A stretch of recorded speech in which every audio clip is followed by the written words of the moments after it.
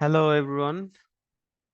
তো আজকে যে জিনিসটা দেখবো সেটা হচ্ছে রেসপন্সের মধ্যে, জেসন রেসপন্সের মধ্যে অনেকগুলো কি থাকতে পারে।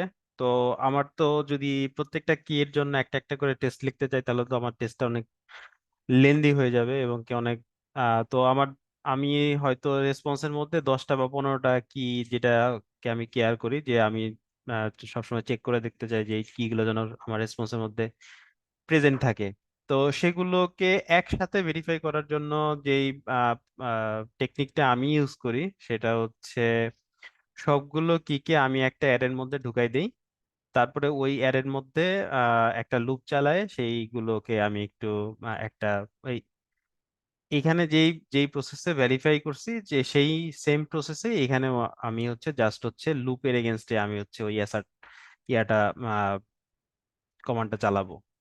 তো সেই ক্ষেত্রে আমাকে একটা লিখতে হবে হচ্ছে ফর লুপ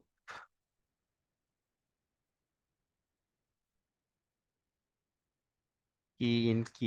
সো আমি এখন অ্যাসার্ট করে দেখবো অ্যাসার্ট ই ইন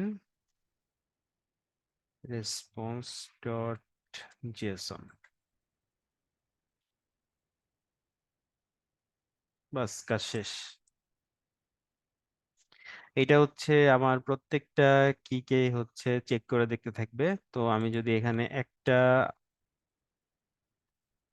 কি যদি আমার আনএক্সপেক্টেড কোনো কিছু থাকে তাহলে আমার টেস্টটা ফেল করবে যে এই কিটা যে করছে সে এই কিটা আমার রেসপন্সের মধ্যে কোথাও পায় না, এই জন্য টেস্টটা ফেল করছে।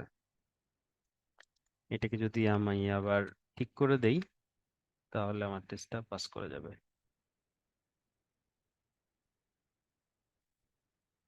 সো এতটুকুই।